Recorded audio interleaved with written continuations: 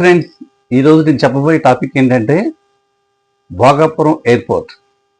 ఈ ఎయిర్పోర్ట్ గురించి ఇప్పుడు ప్రపంచవ్యాప్తంగా ప్రసిద్ధగాంచింది. ఎందుకంటే భోగాపురం అంటే విజయనగరం దగ్గర ఉన్న ఈ భోగాపురం ఎయిర్పోర్టు ఇంటర్నేషనల్ ఎయిర్పోర్ట్లా తయారు చేశారు.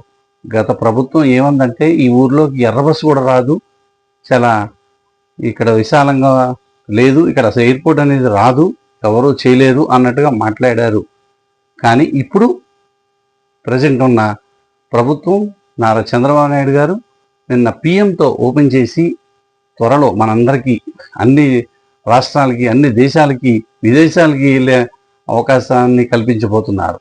ఇక భోగాపురం ఎయిర్పోర్ట్ నుంచి వెళ్ళే ఫ్లైట్స్ ఎక్కడెక్కడి నుంచో రావాల్సిన వాళ్ళు సులువైన, అంటే ఈ రోజుల్లో టైం చాలా వాల్యుబుల్ కాబట్టి ఇప్పుడు మనం వైజాగ్ వెళ్ళి అంటే డైరెక్ట్గా భోగాపురంలో దిగే అవకాశం కూడా కల్పించబోతుంది ప్రభుత్వం. కాబట్టి భోగాపురానికి ఇక అద్భుతమైన ఎయిర్పోర్ట్. మనం చూసాం కదా, అక్కడ వచ్చిన జనం కానీ ఆ చుట్టుపక్కల వాళ్ళంతా చాలా హ్యాపీగా ఉండడం, అక్కడ ఉన్న రైతులందరికీ స్వాగతం పలికి ఆ ఎయిర్పోర్ట్కి స్థలాలు ఇచ్చిన వాళ్ళందరికీ ఒక ట్రిప్ ఎయిర్పోర్ట్లో విమానంలో వెళ్ళే అవకాశాన్ని కూడా కల్పిస్తున్నారు ఈ ప్రభుత్వం.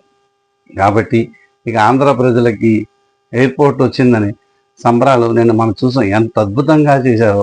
ఒక పక్కన డిప్యూటీ సీఎం, ఒక పక్కన టీడీపీ కార్యకర్తలు, అక్కడ ఉన్న జనం అందరూ ఎయిర్పోర్ట్ వచ్చింది మా ఊరికి చాలా హ్యాపీగా ఫీల్ అవుతూ భోగాపురానికి భోగభాగ్యాలు ఇచ్చిన ఎయిర్పోర్ట్ ఇక ప్రయాణం చేసేవారికి మరింత అవకాశంగా, శ్రీకాకుళం వెళ్ళే వాళ్ళకి కూడా ఇక దగ్గర, అక్కడ పక్క నుంచి ఇంకా అస్సాం అని ఇంక పక్క పక్కన వెళ్ళే రాష్ట్రాలందరికీ భోగాపురం ఎయిర్పోర్ట్ మరింత ప్రయాణం తొందరగా వెళ్ళే అవకాశాన్ని కల్పిస్తుంది. కాబట్టి భోగాపురం ఎయిర్పోర్ట్కి అన్నీ బాగుండాలని, అన్ని సదుపాయాలు కూడా ఏ ఇబ్బందులు లేకుండా ఆల్రెడీ పర్యవేక్షణ చేసేసారు. కాబట్టి ఇక మనం ప్రయాణాన్ని చాలా హ్యాపీగా చేసుకుందాం.